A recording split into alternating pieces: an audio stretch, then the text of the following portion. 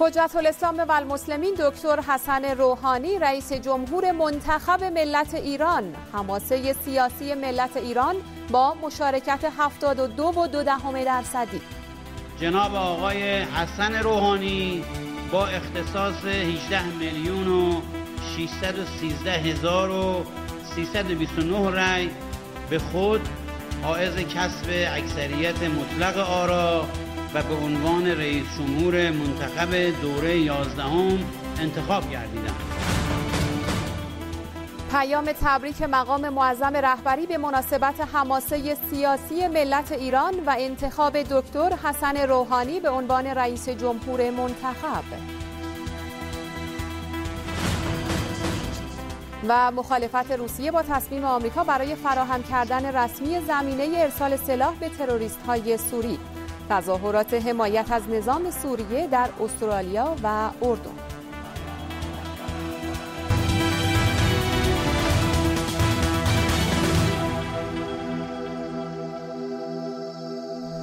بسم الله الرحمن الرحیم. صلوات بر حضرت محمد و خاندان مطهر ایشان. سلام بر شما، شب بخیر. دکتر حسن روحانی رئیس جمهور منتخب ملت ایران.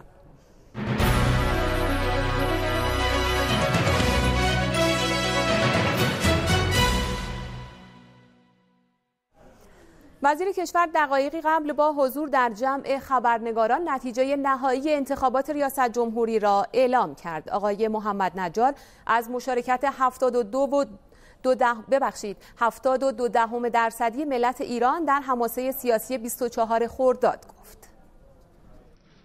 اکنون پس از وصول گزارش هیئت اجرایی به استحضار ملت رشید و سرافراز میرسانم. از مجموع 50,483,192 نفر واجدین شرایط اخذ رأی انتخابات ریاست جمهوری 36,704,156 نفر رأی خود را به صندوق ریخته و مشارکت 72.7% رو رقم زدند.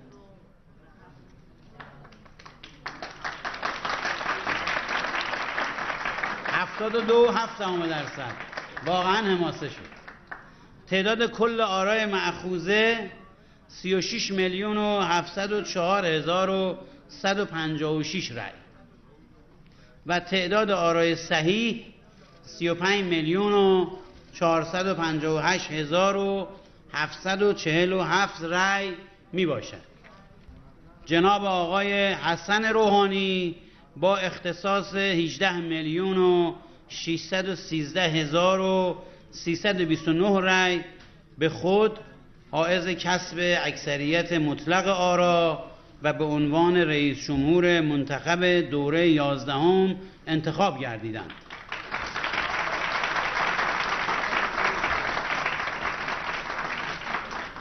و بعد از آن به ترتیب جناب آقایان محمد باقر قالیباف با 6,077,292 رأی، سعید جلیلی با 4,168,946 رأی، محسن رضایی میرقائد با 3,884,412 رأی، علی اکبر ولایتی با 2,268,753 رأی، سید محمد قرضی با 446,015 رأی در رتبه‌های بعدی قرار گرفتند. ملت ایران در 24 خرداد انصافاً حماسه سیاسی بزرگی آفرید. حماسه‌ای که نشان داد ملت ایران فراتر از تحلیل‌ها و تفسیرهای دشمنان حرکت می‌کند و در هر انتخاباتی شگفتی رقم می‌زند. آقای روحانی تبریک بهتون میگم. من تبریک میگم بهشون. آرک باشه آقای روحانی.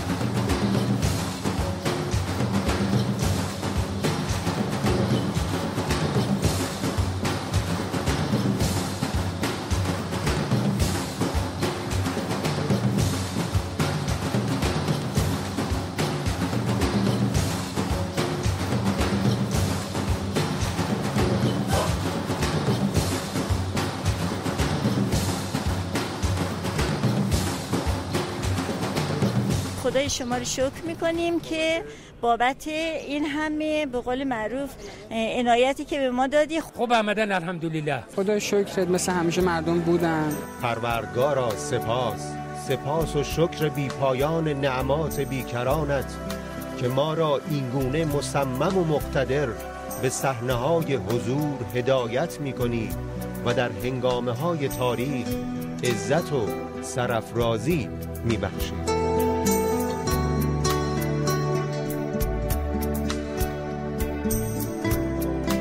من واقعا افتخار میکنم یک ایرانیام و به تمام ایرانیا تبریک میگم. دقیقاً چند روز این حماسه سیاسی شروع شده، زمانی که مردم شروع کردن تحقیق کنن، بپرسن، تصمیم بگیرن و امروز هم دیگه نهایتشه. به خدا قطع کند خصم مگر سرزتنم، به جهانی ندم ذره خاک وطن. این یعنی حماسه غیرت و شرف ملت ما. یه نام زیبا برای انتخابات امروز، حماسه حضور. وحدت و همدلی که بین مردم هست. امکان نداره کسی بتونه در حضور سیاسی مردم و در نقش مؤثری که وجود داره بتونن خدشه‌ای وارد بکنن. و تبریک میگم به ملت ایران که همیشه حضور داشتن.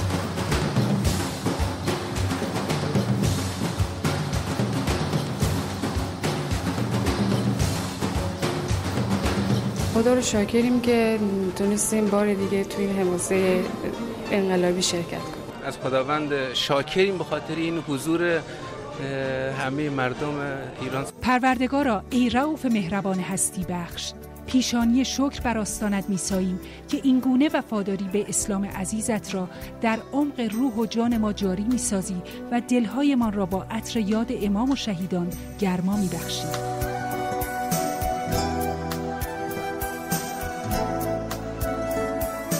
قرار داشتید اومدید اینجا؟ بله. با کی؟ با همین عزیزانی که عکسشون بالا سرمونه. منظورتون همین شهیدایی هستن؟ بله. که این ملت این مملکت به این سادگی از دست نمیدن. پشتیبانش هستن، پشتیبان ولایت فقیه هستیم ما. فکر کنم با این کار ما خوشحال شدن. فقط همین روحشون شاد باشه، شهدای ما و امام. ما یه نیمه جون دیگه داریم. اینم مطمئنم که تو این نیمه جون آخری هم مصرف میکنیم واسه این حرفی که از اول زدیم، حرفی که امام زد. به لطف خدا مردم از خون شهدا خوب پاسداری دارن میکنن. حضورشون نشانگر و یادآور فرمایشات حضرت امام. خدایا سپاس که عمر من را در یک چنین مقطعی قرار دادی. پروردگارا سپاس که نشاط بیداری را تقدیر ما ساخته ای و صد شکر که ما را اینگونه همدل و صبور و شکور و پرشکوه به نشاط حضور میکشانی.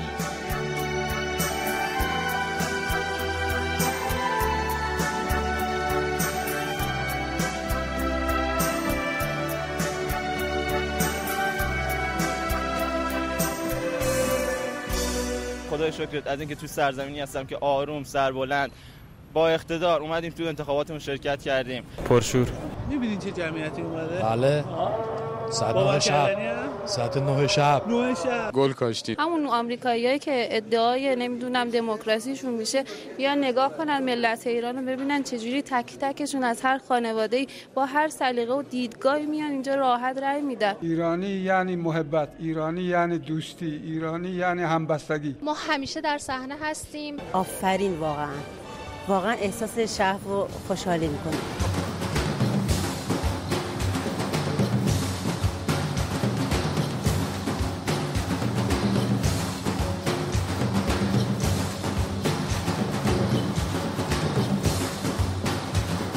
بی‌نظیر بوده، خدا رو شکر. انشالله که این ملت عاقبت به خیر باشه.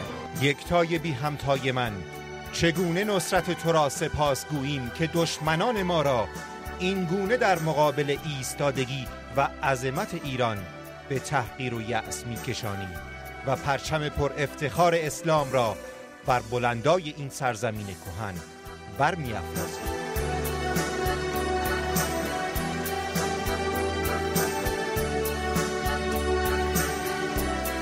یه جوری گل میزنیم که اصلا دیگه دوربر ایران هم نباشن، دیگه اصلا فکرش رو هم نکنن با ایران در بیفتن. دشمنی صحنه هم دارن رصد میکنن و میبینه. به نظر واکنش دشمن بعد این حضور حماسی چی خواهد بود؟ 100% موش میشه. فقط میدونم باید بگیم به آمریکا که 3-0 عقبی. خیلی کم آوردی نسبت به این همه مردمی که ما اینجا می‌بینیم. برای اینکه چشم دشمنامون کور بشه که ما با بچه کوچیک هم میایم، از شیرخوار تا پیرمرد و پیرزن. یک آری به انقلاب اسلامی هستش و یه نهی به دشمنای اسلام هست. دشمنان این صفو ببینن ناامید میشن.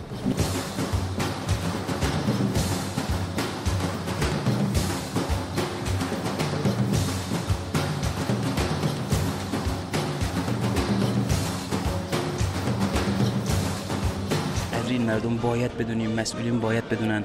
انشالله هر کس که میخواد رأی بیاره قطعاً من مطمئنم که قدر این مردم خواهد دونست. ای کریم هدایت بخش، ما را ایمان و استقامتی افزون بخش و منتخب ملت را یاری فرما که انتظارات به حق این مردم را به فضل تو برآورده سازد. آمین یا رب العالمین. آقای روحانی رأی دادم و تبریک همش میگم. آقای روحانی بود که خود منم به ایشون رأی دادم و بهش تبریک میگم. منم به ایشون رأی دادم چون فکر میکنم ایشون یه فرد لایقی باشن برای ریاست جمهوری. تبریک عرض میکنم بهشون. ان شاءالله که تو تمام مراحل موفق باشن، ما هم پشتشون هستیم. من به آقای دکتر قالیباف رأی دادم، اما الان خوشحالم بالاخره هر کی انتخاب بشه رئیس جمهور این مملکته، باید احترام گذاشت به آرای عمومی. من به آقای جلیلی رأی دادم، ولی کشور ما اینقدر دموکراتیکه که خیلی راحت ما قبول میکنیم کسی رو که منتخب مردمه. و یک تبریک میگم. من به آقای رضایی رأی دادم، ولی به آقای روحانی هم تبریک میگم که رأی آوردن. آقای ولایتی رأی دادم، حالا آقای روحانی ظاهرا انتخاب شدن، مطمئنا ایشون رئیس جمهور همه ما هستن. با آقای قرضی رأی دادم ولی به آقای روحانی تبریک میگم. من از همینجا به آقای دکتر روحانی تبریک میگم. امیدوارم که ایشان خدمتگزار خوبی برای این ملت باشن. خدمتگزاری بزرگترین تبریکه برای یک شخص. به هر حال دیروز حماسه سیاسی بود.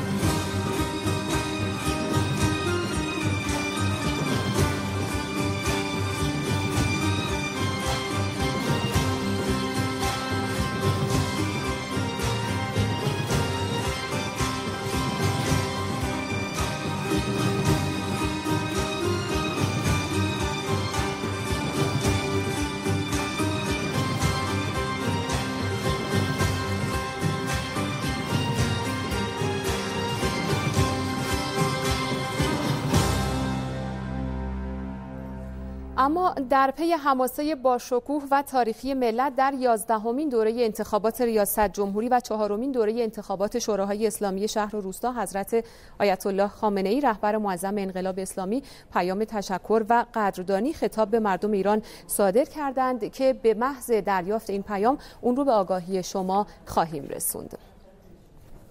فعلا نگاهی کوتاه داریم به زندگی نامه شخصی و سوابق سیاسی اجتماعی جناب آقای دکتر روحانی. حجت الاسلام و المسلمین دکتر حسن روحانی در سال 1327 در شهرستان سرخه در استان سمنان به دنیا آمد. وی تحصیلات دروس دینی را از سال 1339 ابتدا در حوزه علمیه سمنان آغاز نمود و سپس در سال 1340 وارد حوزه علمیه قم شد. وی در سال 1351 دانشنامه لیسانس خود را در مقطع کارشناسی و در رشته حقوق قضایی اخذ کرد. آقای روحانی مدرک کارشناسی ارشد خود را در رشته حقوق عمومی و دکترا را نیز در رشته حقوق اساسی از دانشگاه گلاسکو اخذ کرد. آقای حسن روحانی پیش از انقلاب چندین بار دستگیر و ممنوع المنبر شد. حجت الاسلام و المسلمین حسن روحانی بعد از پیروزی انقلاب اسلامی 5 دوره نماینده مجلس بود و مسئولیت نایب رئیسی مجلس و ریاست کمیسیون‌های دفاع و سیاست خارجی را بر عهده داشت. عضویت در شورای عالی دفاع، معاونت فرماندهی جنگ و ریاست ستاد قرارگاه مرکزی خاتم الانبیا از جمله مسئولیت‌های آقای روحانی در دوران دفاع مقدس است. وی به مدت 20 سال در دولت‌های پنجم، ششم، هفتم و هشتم دبیر شورای عالی امنیت ملی بود. آقای روحانی از مهر سال 82 نزدیک به 2 سال رئیس هیئت مذاکره کننده ایران در موضوع هسته‌ای بود. دکتر روحانی همکنون عضو مجمع تشخیص مصلحت نظام، نماینده مجلس خبرگان و نماینده مقام معظم رهبری در شورای عالی امنیت ملی است. اما نگاه کوتاهی هم داریم به دیدگاه‌ها و برنامه‌های دکتر حسن روحانی رئیس جمهور منتخب ملت ایران. حجت الاسلام و المسلمین دکتر حسن روحانی در برنامه‌های انتخاباتی خود را اینگونه معرفی کرد: من یک اعتدالگرا هستم. من همیشه با اصولگرایان معتدل، اصلاح طلبان معتدل آشنا بودم، نزدیک بودم، کار کردم، فعالیت کردم و امروز هم همون را دارم، همون مسیر. خوشحالم در این 30 و چند سال خطم، مسیرم، فکرم تغییر نکرده. هیچگاه افراطگر نبودم، نه به سمت راست نه به سمت چپ، و امروز هم امیدوارم نمایندگی کنم از اونهایی که اعتدال دوست دارن، عدالت دوست دارن و عقلانیت دوست دارن. آقای روحانی در خصوص برنامه‌های اقتصادی خود بهبود فضای کسب و کار را اولویت اصلی اعلام کرد. دولت وظیفه اصلیش اونه که محیط کسب و کار رو آماده بکنه. بهبود محیط کسب و کار. اگر محیط کسب و کار بهبود پیدا کرد، اون وقت زمانی هست که تولید رونق پیدا میکنه. تولید در بخش صنعت، در بخش کشاورزی، در خدمات، همه جا فعال میشه. امروز مشکلات تولید و موانع تولید به اعتقاد من با یک تدبیر قابل حل و فصل هست. برخی از موارد کوتاه مدت میشه حل کرد، برخی از موارد یکم بلند مدت باید براش فکر کرد و برنامه ریزی کرد. دکتر روحانی در خصوص اقتصاد مقاومتی آن را اقتصاد استقامتی دانست و تأکید کرد مبنای اقتصاد مقاومتی رونق تولید در چارچوب اسناد بالادستی به ویژه سند چشمانداز است. دنیا میخواد ما رو منزوی کنه در اقتصاد و در سیاست. ما نباید بگذاریم در اقتصاد منزوی شیم، باید بیستیم. مقاومت و استقامت یعنی توطئه ها و نقشه های دشمن رو نقشه براب کنیم. اگر دشمن میخواد مردم ما در فشار باشن، اقتصاد مقاومتی کاری میکنه که رفاه رو برای مردم خلق میکنه و این کار امکان پذیره. اجرای صحیح و کامل قانون هدفمندی یارانه ها بر اساس قانون مصوب مجلس از دیگر برنامه‌های دکتر روحانی برای دولت تدبیر و امید اعلام شد. هدفمندی یارانه مصوب مجلس قانون باید ادامه پیدا کنه، اما برای ادامهش باید کاری کنیم قانون را به دقت اجرا کنیم، نواقص گذشته رو جبران بکنیم، اشکالات قبلی رو رفع بکنیم. و من معتقدم در کنار این یارانه نقدی ما نیاز به یارانه کالایی داریم. اساس اقتصاد دولت تدبیر و امید اینه آرامش به مردم بده در بخش اقتصاد. آقای دکتر روحانی همچنین درباره سیاست خارجی دولت خود و پرونده‌های مطرح در این عرصه از جمله موضوع هسته‌ای تأکید کرد. ما در این نبرد با همت بلند، با رهبری رهبر، با وحدت ملت، با درایت، با تدبیر انشاءالله این کار رو خواهیم کرد و این تهدید رو تبدیل به فرصت خواهیم کرد.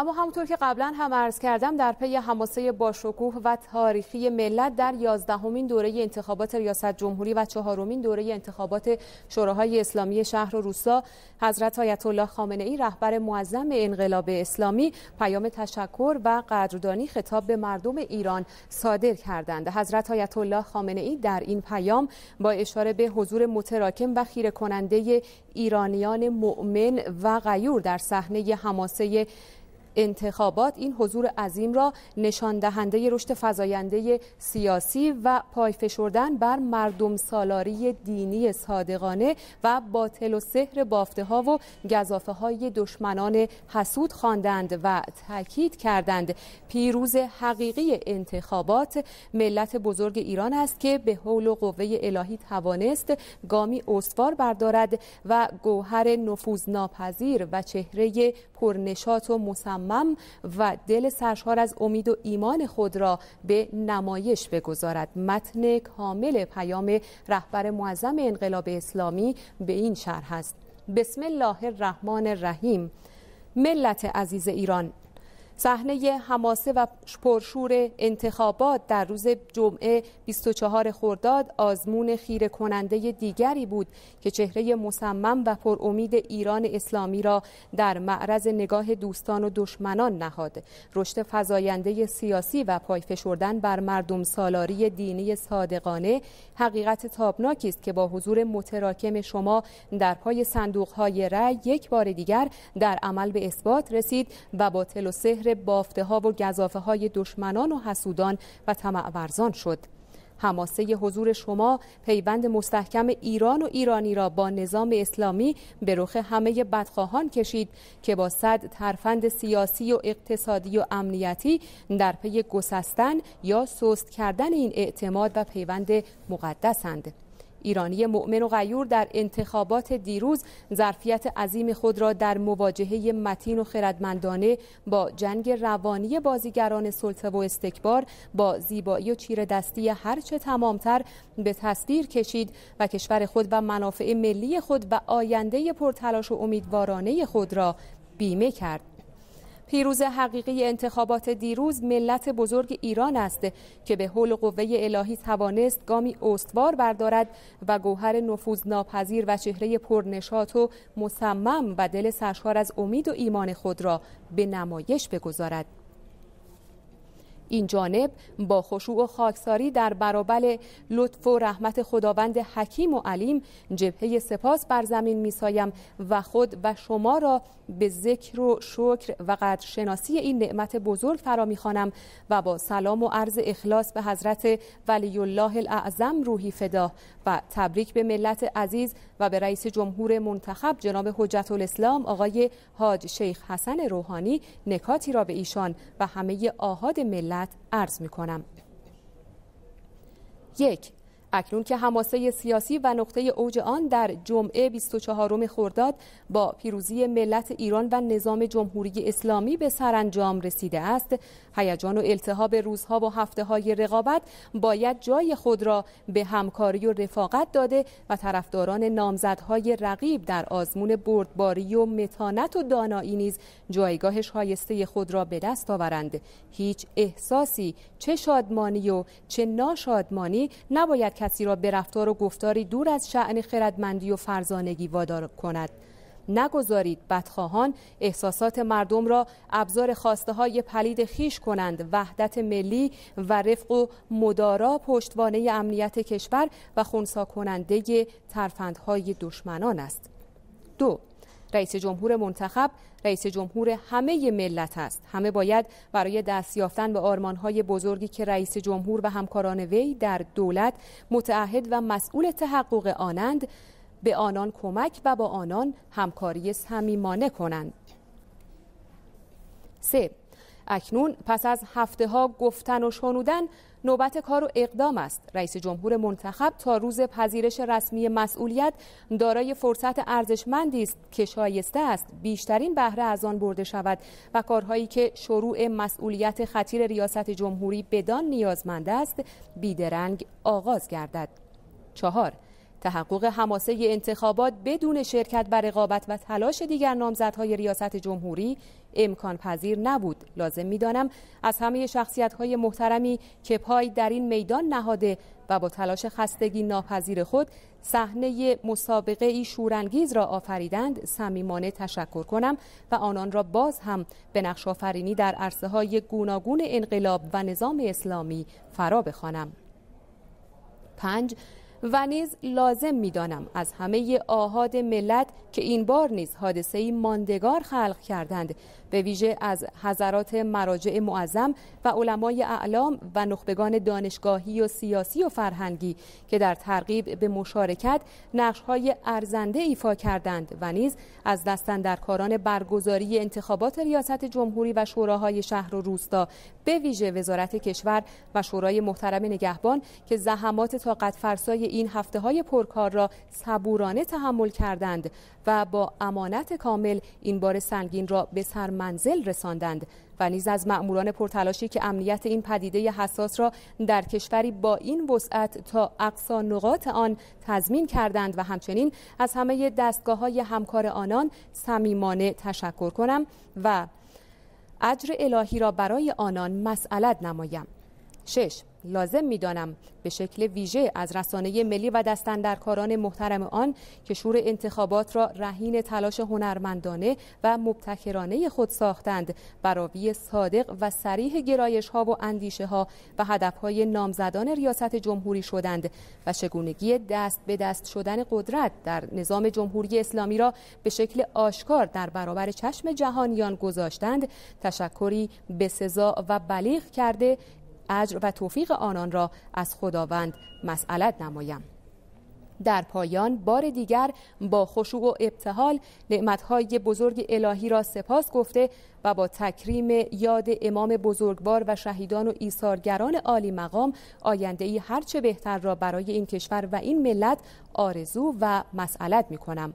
و سلام علیکم و رحمت الله. سید علی خامنه‌ای 25 خرداد ماه 1392.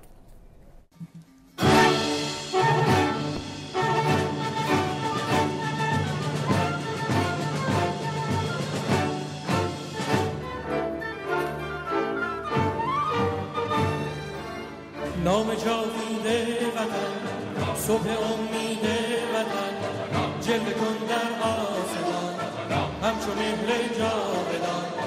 وطن هستی من، شور و سربستی من، جلوه کن در آسمان همچون مهر جاودان. بشنو سوز سخنم که هوادار تو منم، همه جا و تنم وطنم وطنم وطنم وطنم. بشنو سوز سخنم که نواگر این چمنم، همه جا و تنم وطنم وطنم وطنم وطنم. همه با یک نام و نشان به تفاوت هر رنگ و زبان، همه با یک نام و نشان به تفاوت هر رنگ و زبان. همه شاد و خوش و خم بزنان که سلامت ایران جوان، رسالت ایران کهن، که سلامت ایران جوان.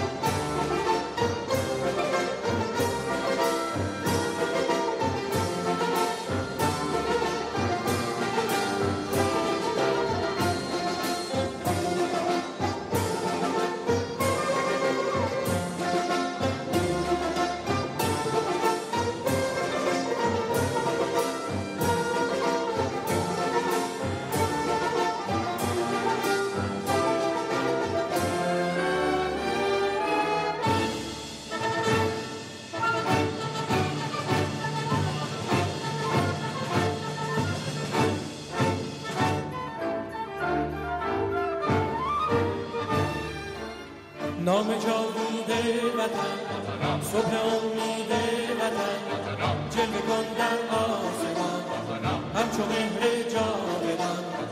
بشنو سوز سخنم که هم آواز تو منم، همه جا و تنم وطنم وطنم وطنم وطنم.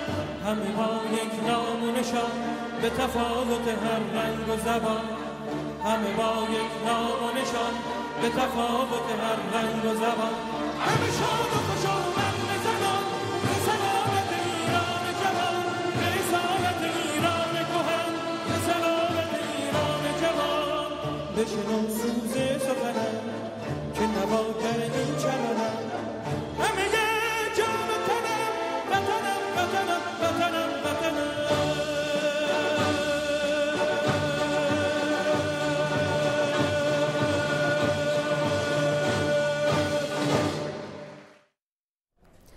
رئیس جمهور منتخب هم با انتشار بیانیه‌ای از حضور حماسه‌ساز ملت پای صندوق‌های رای تشکر کرد. حجت الاسلام و المسلمین حسن روحانی در این بیانیه تاکید کرده ملت شریف ایران با لبیک به پیام رهبر معظم انقلاب حماسه‌ای دیگر در تاریخ ایران به ثبت رساندند.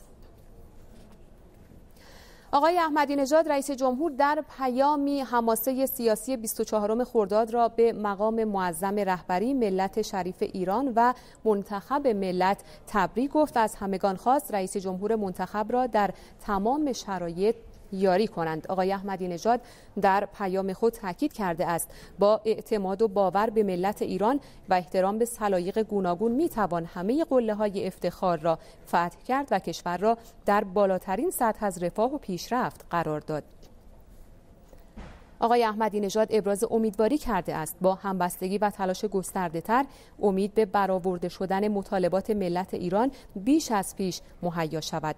در پیام آقای احمدی نژاد همچنین آمده است این جانب با تبریک به جناب حجت الاسلام و المسلمین آقای حسن روحانی که مورد اعتماد اکثریت ملت ایران قرار گرفته، امیدوارم ایشان با قدرشناسی از عواطف و اعتماد ملت عزیز ایران فرصت خدمتگزاری و تلاش برای آبادانی و برقراری عدالت را هرچه بیشتر فراهم کنند.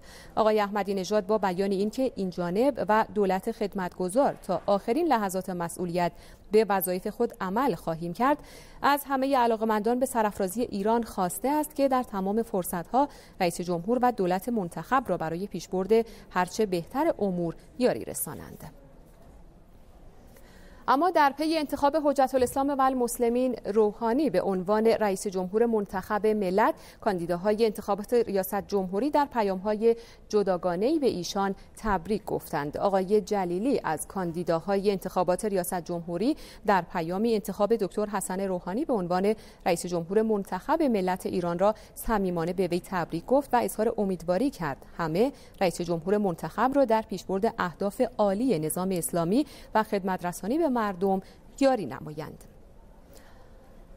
آقای قالیباف نیز در پیامی خطاب به دکتر روحانی موفقیت و پیروزی وی را در انتخابات ریاست جمهوری تبریک گفت. آقای قالیباف ضمن تشکر از مشارکت بی‌نظیر مردم در انتخابات گفته است بدین وسیله انتخاب شایسته جناب عالی به عنوان رئیس جمهور اسلامی ایران را صمیمانه تبریک عرض نموده و از خداوند متعال برای جناب عالی و دولت آینده موفقیت و توفیق خدمت به ملت شریف ایران را مسئلت می‌کنم.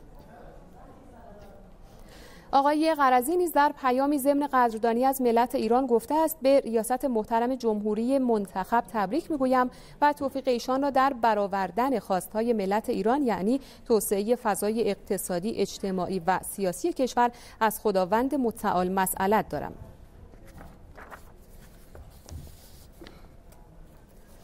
آقای محسن رضایی هم در پیامی ضمن تشکر از حماسه سیاسی مردم ایران برای آقای روحانی رئیس جمهور منتخب آرزوی موفقیت کرد. آقای رضایی در پیام خود از خداوند متعال توفیق ایشان را در عبور از مشکلات امروز و رسیدن به آینده‌ای درخشان برای کشور خواستار شده است. آقای علی اکبر ولایتی هم پیام تبریکی برای رئیس جمهوری منتخب ارسال کرده. در این پیام آقای ولایتی آورده است اینک شما با این اقبال مردمی و پس از تنفیذ و تحلیف رئیس جمهور همه ملت و از جمله جریان‌ها و افراد رقیب هستید و لذا همراهی، همکاری و رعایت احترام جناب عالی وظیفه همگان است.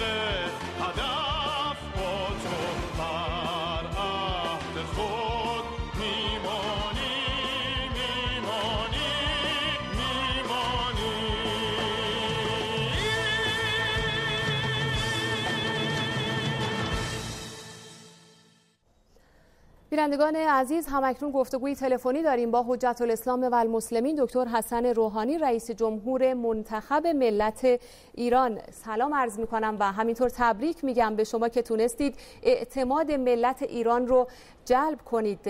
اولین صحبت و گفتگوی شما به عنوان رئیس جمهور با ملت چی هستش؟ من هم خدمت شما عرض تشکر دارم و ممنونم و به همه ملت ایران عرض سلام. من پیام کوتاهی دارم که در این فرصت خطاب به ملت ایران عرضه می کنم. بسم الله الرحمن الرحیم. ملت بزرگ و حماسه آفرین ایران، ان تنصر الله ینصرکم و یثبت اقدامکم. خدای بزرگ را بر این طلوع دوباره سپاس که با دستان نورافشان شما خورشید عقلانیت و اعتدال را بار دیگر بر ایران تاباند و ندای وحدت و انسجام این ملت را در جهان طنین انداز کرد. ملت سرافراز ایران، حماسه حضور و مشارکت مؤثر و معنادارتون در انتخابات در راه انجام وظایف دینی و ملی و در پاسخ به ندای رهبری معظم انقلاب بر شما مبارک باد.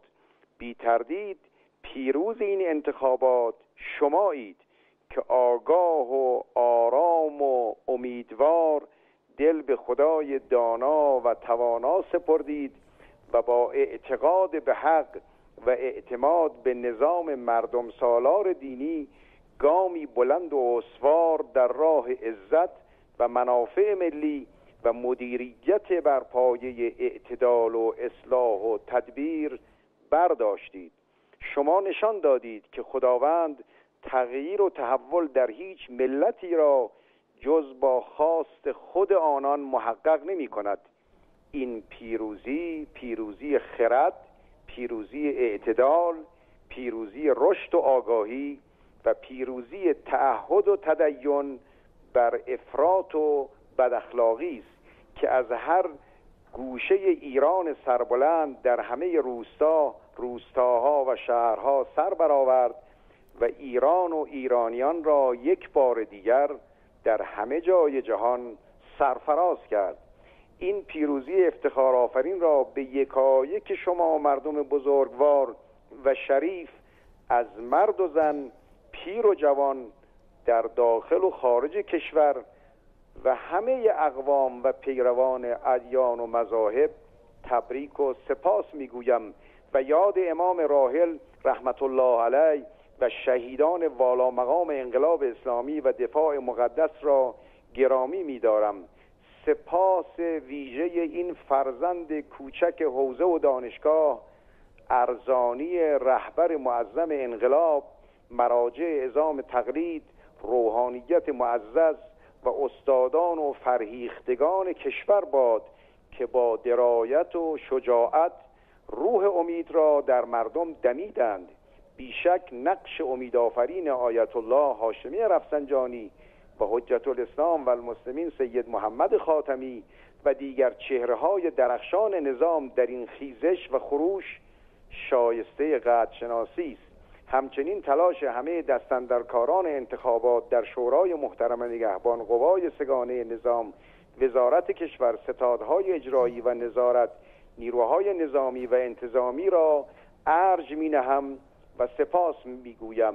من به عهدی که با شما مردم بستم وفادار خواهم بود و با اتکا به دعای خیر و استمرار حضور و حمایت شما تا پایان این راه پر افتخار از پای نخواهم نشست.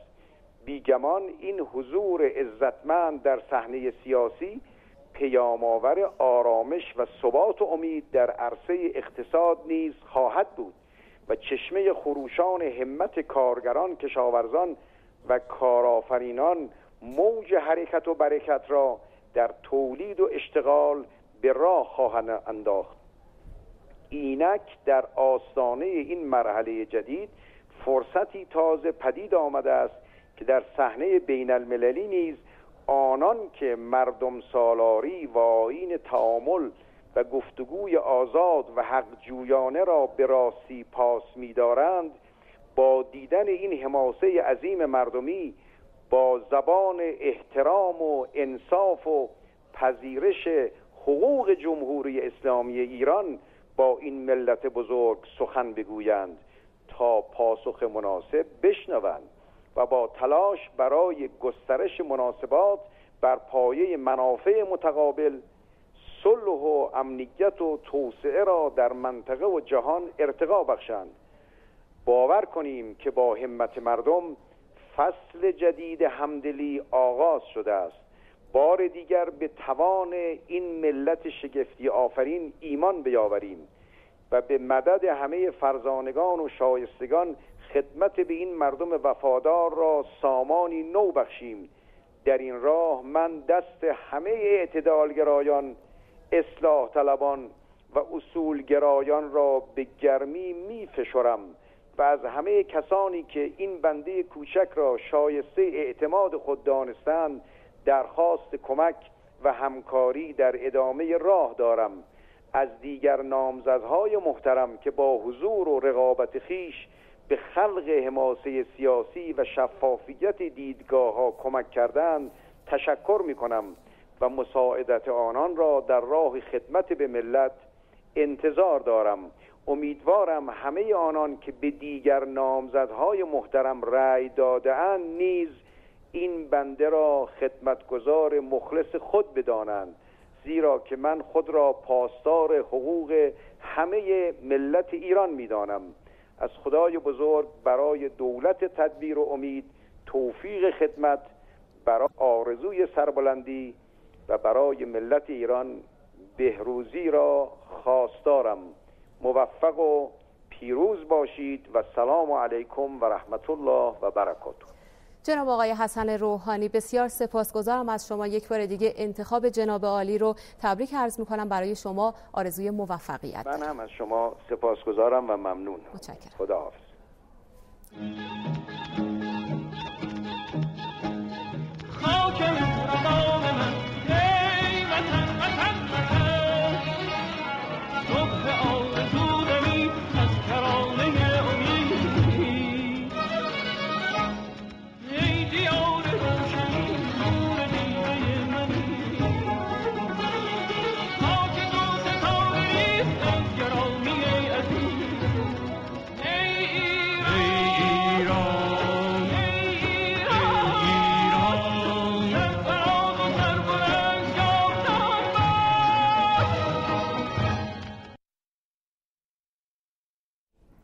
و نگاهی دوباره به انتخابات پرشکوه دیروز با حاشیه نگاری موقاری.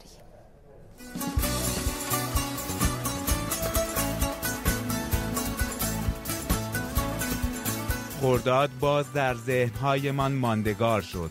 باز دیروز انگشتان جوهریمان سرافرازمان کردند. اینا رو میخوام بکنم تو چشم اوباما.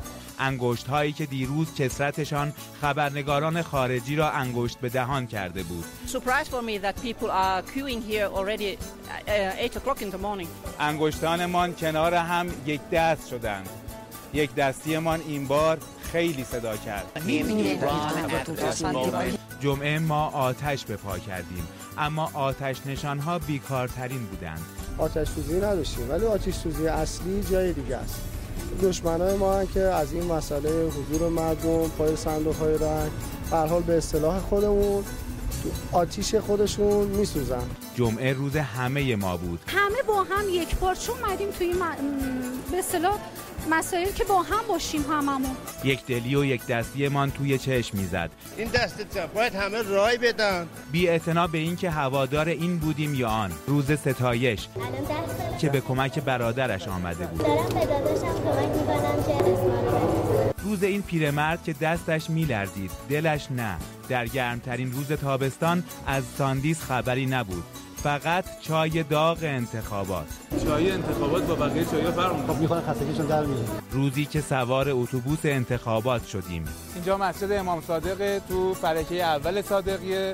ساعت هم حدوداً 25 دقیقه به 10 شب. داخل مسجد کفاف نداده برای جمعیت حاضر. از دقایقی قبل صندوق سیار اتوبوسی آوردن که مردم بتونن راحت‌تر رأی بدن. در روزی که تابستان برای ختم بهار عجله داشت، عرق ریختیم تا غرور و غیرتمان نریزد. اما بشنوید از نحوه انعکاس انتخابات ریاست جمهوری ایران در رسانه‌های خارجی. بیش از 200 خبرنگار خارجی به طور مستقیم انتخابات ایران را برای 39 کشور جهان مخابره کردند. علاوه بر این در کشورهای دیگر نیز انتخابات روز گذشته ایران در صدر اخبار شبکه‌ها و خبرگزاری‌های مهم دنیا قرار داشت. رسانه‌های خارجی به حضور شگفت‌انگیز ایرانیان در انتخابات ریاست جمهوری اذعان کردند. شبکه تلویزیونی CNN بسیاری از منتقدان نظام ایران می‌گفتند این انتخابات سیاه‌بازی خواهد بود، اما با اعلام نتایج اولیه انتخابات مشخص شد این انتخابات سیاه‌بازی نبوده است. خبرنگار اسکای نیوز علت تمدید ساعت رأیگیری انتخابات ایران را مشارکت بالای مردم اعلام کرد. این خبرنگار ضمن اشاره به بسته شدن مراکز رأیگیری در ایران گفت ساعت رأیگیری چندین بار تمدید شد.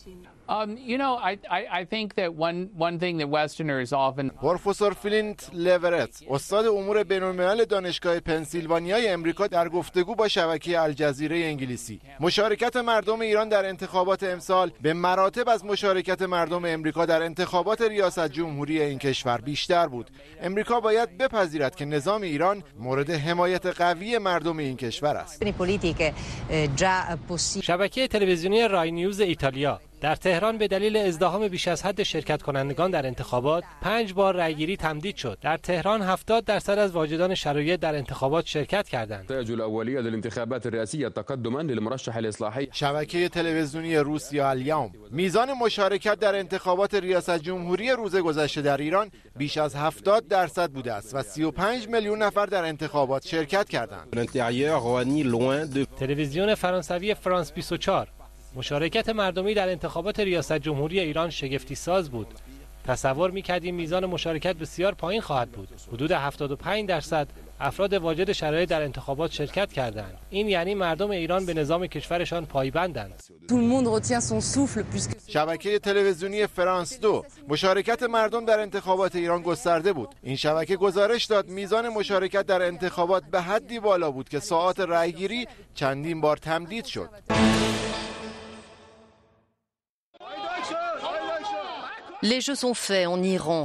شبکه تلویزیونی یورونیوز به علت ازدحام جمعیت برخی مراکز رأیگیری تا ساعت 11 شب باز بود و پیش بینی می شود بیش از 50 میلیون رای دهنده ایرانی در انتخابات شرکت کنند.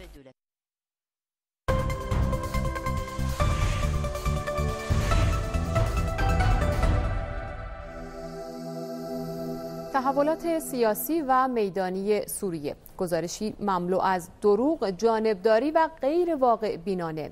این تفسیر نماینده دائم سوریه در سازمان ملل درباره پیشنویس قطعنامه‌ای است که در شورای حقوق بشر علیه حکومت سوریه صادر شده. به گفته نماینده سوریه در این گزارش حضور مزدوران و تروریست هایی که از حدود 40 کشور به سوریه سرازیر شده اند نادیده گرفته شده. پیروزی های میدانی ارتش سوریه افزایش تحرک حامیان سیاسی تروریست ها را در پی داشته. نیروهای ارتش سوریه در تازه ترین پیشروی ها خسارات سنگینی به تروریست ها در لاذقیه و دیرالزور وارد کرده و مقادیر زیادی تجهیزات مخابراتی پیشرفته از آنها به دست آوردند. وزارت امور خارجه سوریه موافقت کاخ سفید برای ارسال سلاح به گروه‌های شورشی مسلح را دلیلی دیگر بر دخالت دشمنان خارجی در ایجاد و گسترش خونریزی‌ها در این کشور ارزیابی کرده است. دیروز رئیس جمهور آمریکا گفت به مدارکی دست پیدا کرده که نشان می‌دهد نیروهای دولتی از سلاح‌های شیمیایی به صورت محدود در درگیری‌ها استفاده کردند و به همین دلیل امریکا موافق ارسال انواع سلاح به مخالفان دولت قانونی سوریه است. این در حالی است که تاکنون هیچ سند و یا مدرک خاصی درباره این ادعاها ارائه نشده. از سوی دیگر کشف گازهای سمی از تروریست‌ها در مرز ترکیه و سوریه و نیز شنود مکالمه فرماندهان شورشی‌ها درباره استفاده از گازهای سمی هیچگاه مورد توجه کاخ سفید قرار نگرفت.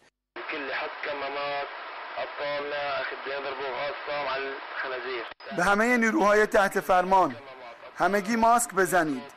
حمله با گازهای سمی علیه نیروهای دولتی به زودی انجام می شود. دولت سوریه بارها و بارها استفاده از گازهای سمی را رد کرده است. حق و خدا با مردم و ارتش سوریه است. استفاده از گازهای سمی فقط یکی از جنایت‌های تروریست هاست.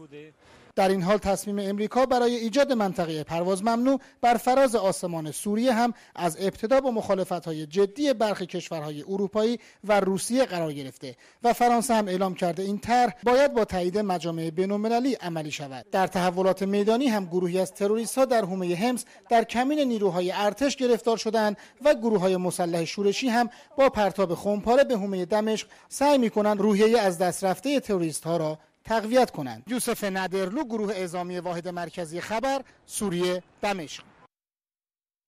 مخالفت روسیه با ارسال سلاح به تروریست‌های سوری بعد از موافقت رئیس جمهور آمریکا با فراهم کردن زمینه رسمی ارسال سلاح به تروریست‌های سوری، مقامات روسیه به آن واکنش نشان دادند. بهانه اوباما استناد به منابعی غیر معتبر است که میگویند حکومت سوریه از سلاح‌های شیمیایی استفاده کرده. وزارت خارجه روسیه اعلام کرده این حرفها فقط به افزایش جنگ در منطقه خاورمیانه منجر خواهد شد و بحران سوریه به جز راه حل سیاسی راه دیگری ندارد. رئیس جمهور روسیه هم در نشستی فوق‌العاده با اعضای شورای امنیت ملی کشورش اوضاع سوریه و موضع جدید آمریکا در قبال این کشور را بررسی کرد. وزیر خارجه روسیه هم اعلام کرد قصد احتمالی آمریکا برای برقراری منطقه پرواز ممنوع در مرز سوریه از طریق اردن غیر قانونی است. پس از هشدار وزیر خارجه روسیه به همتای آمریکایی خود درباره عواقب ارسال سلاح برای تروریست‌ها در سوریه، وزرای خارجه روسیه و ایتالیا در نشستی دوجانبه بر حل سیاسی بحران سوریه تاکید کردند. سرگئی لاوروف و اما بونینو اعلام کردند روسیه و ایتالیا معتقدند جایگزینی برای حل سیاسی بحران سوریه وجود ندارد. به جز راه حل سیاسی هیچ راه دیگری برای حل بحران سوریه وجود ندارد و ارسال تسلیحات برای مخالفان سوری عواقب مخربی برای منطقه خواهد داشت. اما همزمان با کارشکنی‌های آمریکا در برگزاری نشست بین‌المللی ژنو 2، رئیس کمیسیون سیاست خارجی پارلمان روسیه هم کاخ سفید را به جعل اطلاعات مبنی بر استفاده دولت سوریه از سلاح کشتار جمعی علیه تروریست‌ها متهم کرد. اطلاعات آمریکا مربوط به استفاده سلاح‌های شیمیایی توسط ارتش سوریه مانند اطلاعات استفاده سلاح‌های کشتار جمعی در زمان صدام در عراق جعلی است. این مقام ارشد پارلمانی روسیه همچنین تاکید کرد که باراک اوباما رئیس جمهور آمریکا در تحولات سوریه راه جورج دبلیو بوش را در پیش گرفته. کمک نظامی آمریکا به مخالفان در سوریه که مقامات واشنگتن به بهانه استفاده دمشق از سلاح شیمیایی از آن صحبت می‌کنند، کمکی به برگزاری نشست ژنو برای حل سیاسی مناقشه در سوریه نخواهد کرد. آمریکا در طرح دروغین استفاده دولت سوریه از گاز ساری هیچ سندی ندارد و صرفاً به دنبال بهره برداری تبلیغاتی در آستانه برگزاری نشست ژنو 2 است. مشاور امور بین‌الملل کاخ کرملین هم با رد ادعای کاخ سفید درباره استفاده دولت سوریه از گاز سمی به مقامات آمریکا درباره ادامه کارشکنی‌ها در حل سیاسی بحران سوریه هشدار داد. برمک بیات، صدا و سیمای جمهوری اسلامی ایران، مسکو. تظاهرات هواداران بشار اسد و دولت سوریه در استرالیا. صدها نفر از طرفداران رئیس جمهور سوریه در اعتراض به مداخله خارجی در سوریه در پایتخت استرالیا تظاهرات کردند. معترضان گفتند اتهام آمریکایی‌ها درباره استفاده دولت سوریه از سلاح‌های شیمیایی شبیه به اتهاماتی است که آمریکا برای حمله به عراق مطرح کرد. Let there be no mistake. آمریکا به خاطر اسرائیل یک جنگ نیابتی در سوریه برپا کرده. با عنوان مداخله بشردوستانه، قدرت‌های خارجی هزاران نفر از مردم سوریه را به قتل رسانده‌اند. مردم اردن نیز با آتش زدن پرچم آمریکا از حضور نظامیان خارجی در کشورشان ابراز خشم کردند. در عمان پایتخت و دیگر شهرهای اردن هزاران نفر در اعتراض به حضور نظامیان آمریکایی در این کشور و تهدید دخالت نظامی در سوریه تظاهرات کردند. مردم همچنین دولت اردن را به خاطر همکاری با خارجی‌ها در تسلیح شورشیان سوریه مورد انتقاد قرار دادند. الله أكبر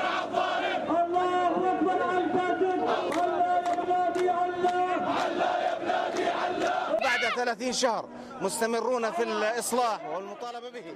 پس از 30 ماه اعتراضهای ما همچنان ادامه داره. ما به پادشاه میگیم امریکا سودی برای تو نداره. تنها مشروعیت از آن مردم اردنه.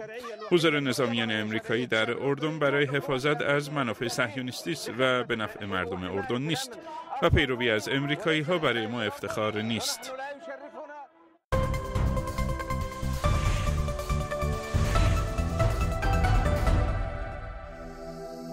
رئیس مجمع تشخیص مصلحت نظام با قدردانی از حضور حماسی و پرشور آحاد مردم در انتخابات ریاست جمهوری گفت اگر دشمنان جمهوری اسلامی ایران ذره‌ای انصاف داشته باشند باید بپذیرند که ایران دموکرات‌ترین انتخابات دنیا را برگزار کرد. آقای هاشمی رفسنجانی همچنین از دستاندرکاران انتخابات که این حماسه ملی را در کمال آرامش و امنیت برگزار کردند تشکر کرد و از نامزد منتخب خواست همه تلاش خود را برای تحقق وعده‌های داده شده و حل مشکلات مردم انجام دهد. در جلسه امروز مجمع تشخیص مصلحت نظام یک موضوع اختلافی میان مجلس شورای اسلامی و شورای نگهبان مطرح و با رأی اعضا رفع اختلاف شد.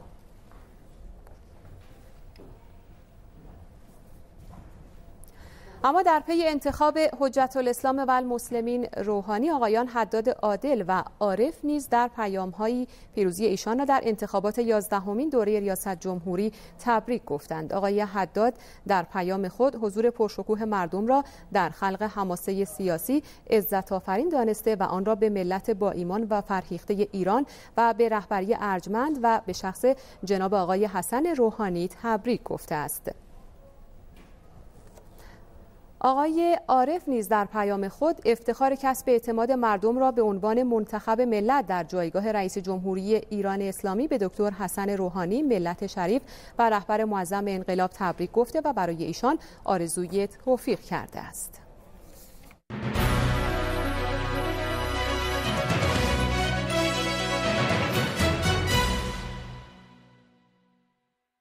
ادامه خبرها. انفجار و گروگانگیری در جنوب غربی پاکستان 11 کشته و 20 زخمی بر جا گذاشت. انفجار بمب در یک اتوبوس دانشجویان دختر نزدیک شهر کویته در استان بلوچستان پاکستان علاوه بر 11 کشته با گروگانگیری در بیمارستان نیز همراه بوده.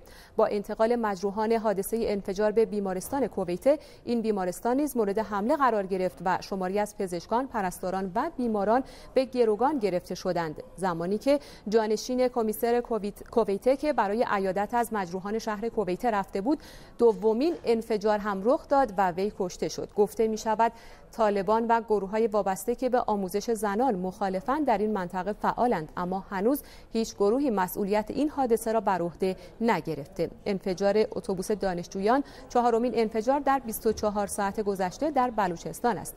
یکی از این بمبگذاری‌ها که مردم پاکستان را به شدت ناراحت کرده در خانه سابق محمد علی جناح بنیانگذار پاکستان بوده که پاکستانی‌ها احترام زیادی برای او قائلند.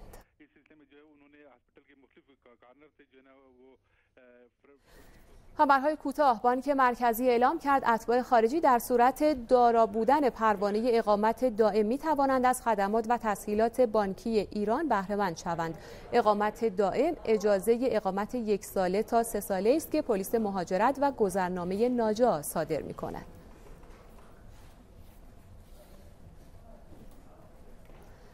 ایرباس A350 هواپیمای جدید شرکت ایرباس اولین پرواز آزمایشی خود را با موفقیت انجام داد. تا به امروز ایرباس 617 سفارش خرید برای این هواپیما دریافت کرده که نخستین آن 1 سال دیگر تحویل مشتریان خواهد شد.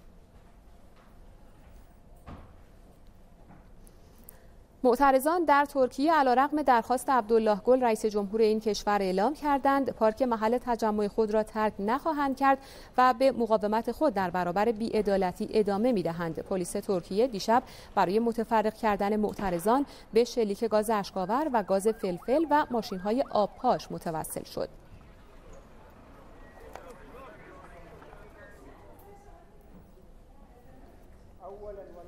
شیخ حمد بن خلیفه آل ثانی امیر قطر قدرت را به پسرش واگذار می‌کند. تمیم دومین پسر امیر قطر است و معاونت فرماندهی نیروهای مسلح قطر و ریاست کمیته المپیک را بر عهده دارد. در پی اعتصاب و اعتراضات نسبت به تعطیلی رادیو تلویزیون یونان، نخست وزیر این کشور با از سرگیری بخشی از این رسانه دولتی موافقت کرد. کارکنان تلویزیون دولتی یونان 5 روز متوالی است که ساختمان این تلویزیون را اشغال کرده اند. با وجود تدابیر بسیار شدید پلیسی و امنیتی در بلفاست، مردم ایرلند امروز علیه اجلاس سران گروه 8 تظاهرات کردند. قرار است اجلاس سران گروه 8 از دوشنبه در شهر بلفاست، مرکز ایرلند شمالی برگزار شود. مأموران یگان حفاظت محیط زیست استان تهران 8 بحل پرنده شکاری نادر و کمیاب را در منطقه حفاظت شده خجیر رهاسازی کردند. در میان این پرندگان 4 بحل سارگپه، 1 بحل قرقی، 1 بحل دلیجه و 2 بحل عقاب طلایی دیده می شود. این پرندگان از مراکز غیر مجاز خرید و فروش کشف و ضبط شده.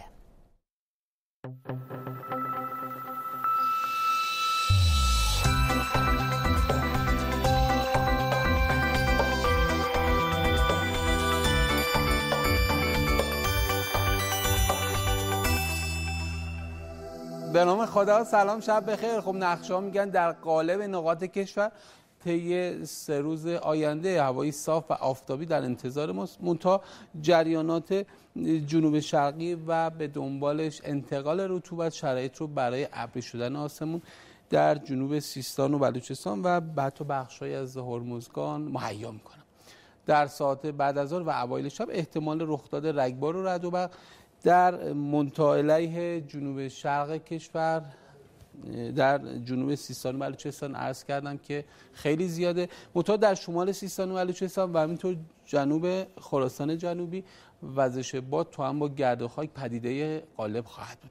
در ساعت سرعت باد امروز در زابل، در همین هولوش در زابل به 81 کیلومتر بر ساعت هم رسید و البته در غرب و جنوب غرب کشور یعنی استان‌های اینجاست، یعنی استان‌های مثل ایلام، خوزستان و حتی در بوشهر بازم با ظهور غبار منتقل شده از عراق روبرو خواهیم بود. ساعتی پیش نگاه می‌کردیم از این بابت بدترین وضع از بستان، اهواز، دیگه از امیدیه، بندر ماهشهر، شادگان و شوش به ثبت رسید. همچنین با افزایش سرعت باد آبهای خلیج فارس به ویژه در سواحل استان بوشهر مواج و با تقویت کمفشار حرارتی و کلاً گرم شدن ستون هوا در مرکز فلات ایران روند افزایش نسبی دما رو در قالب استان‌های کشور انتظار داریم. به احتمال قوی پایتخت نشینان با بیشینه‌ای خیلی نزدیک به رکورد این موقع از سال تا دوشنبه لحظات گرمی رو از ابتدای سال خورشیدی در چند بعد از ظهر آتی تجربه خواهند کرد و قطعا حداقلش برای قومی‌ها و مردم خرم‌آباد جالبه که بدونن در 25 خرداد 92 گرمترین روز رو امروز در 50 سال گذشته سپری کردن.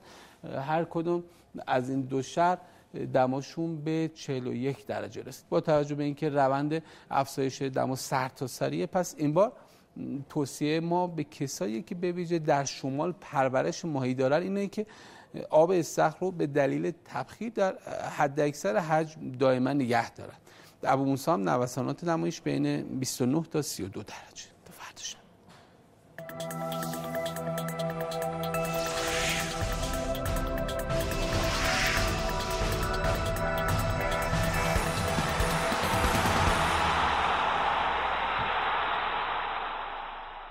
آقای سوخایی، خبرهای ورزش. خیلی متشکرم.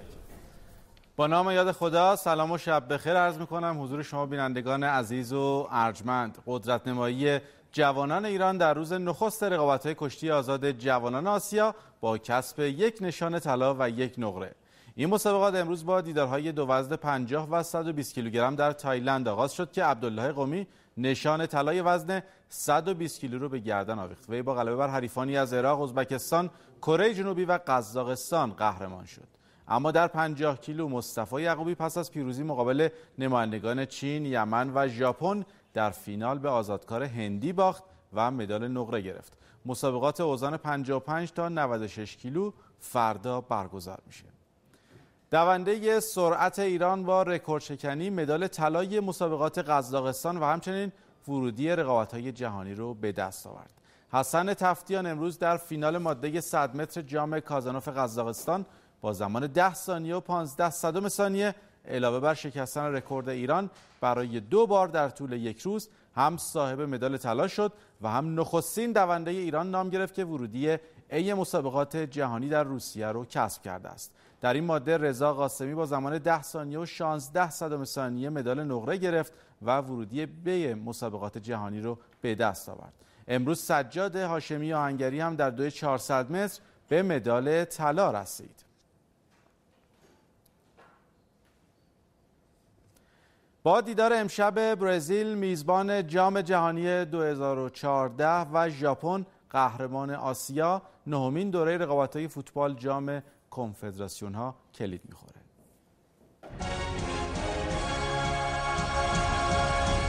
برزیل، ژاپن، آغازگر جام نهم کنفدراسیون‌ها. این رقابت‌ها که پیش درآمدی است بر جام‌های جهانی امسال در کشور میزبان جام جهانی 2014 یعنی برزیل برگزار میشه. در اولین دیدار امشب از ساعت 23:30 زردپوشان برزیل در برزیلیا به مصاف چشم بادامی‌های ژاپنی میرن. نکته جالب اون که بازی نخست این دوره رو 2 تیمی برگزار میکنن که زودتر از دیگر تیم‌ها حضور خود در جام جهانی 2014 رو نهایی کردند. برزیل به عنوان میزبان و ژاپن هم به عنوان نخستین تیم صعود کننده. سرمربی 64 ساله و کهنه‌کار برزیل برای قهرمانی شاگرداش در این رقابت‌ها روی حمایت هواداران حساب ویژه‌ای باز کرده.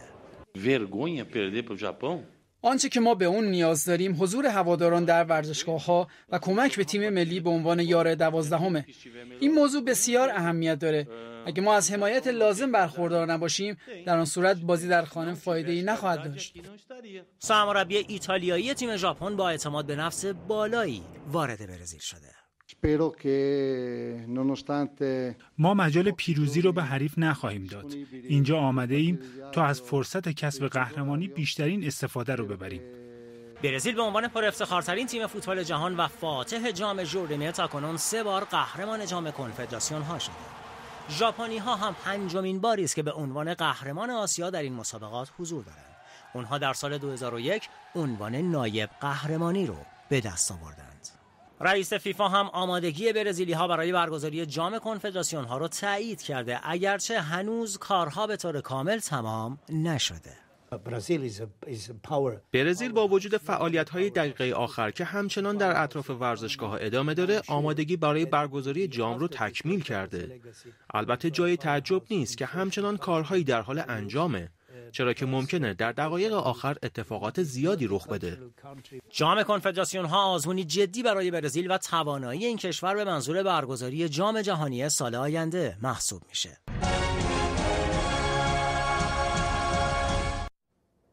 ممنون که خبرهای ورزشی رو تماشا کردید. فردا یکشنبه 26 خرداد 1392 هجری شمسی، 7 شعبان المعظم 1434 هجری قمری و 16 ژوئن 2013 میلادی است. از آن صبح در تهران ساعت 4:01 طلوع آفتاب 5:48 از آن ظهر 13:05 و از آن مغرب 20:43 خواهد بود. نیمه شب شرعی هم 12 بامداد است. عناوین اصلی: حجت الاسلام و المسلمین دکتر حسن روحانی رئیس جمهور منتخب ملت ایران، حماسه سیاسی ملت ایران با مشارکت 72.7%. جناب آقای حسن روحانی با اختصاص 18,613,329 رأی به خود حائز کسب اکثریت مطلق آرا و به عنوان رئیس جمهور منتخب دوره 11 انتخاب گردیدند. پیام تبریک مقام معظم رهبری به مناسبت حماسه سیاسی ملت ایران و انتخاب دکتر حسن روحانی به عنوان رئیس جمهور منتخب.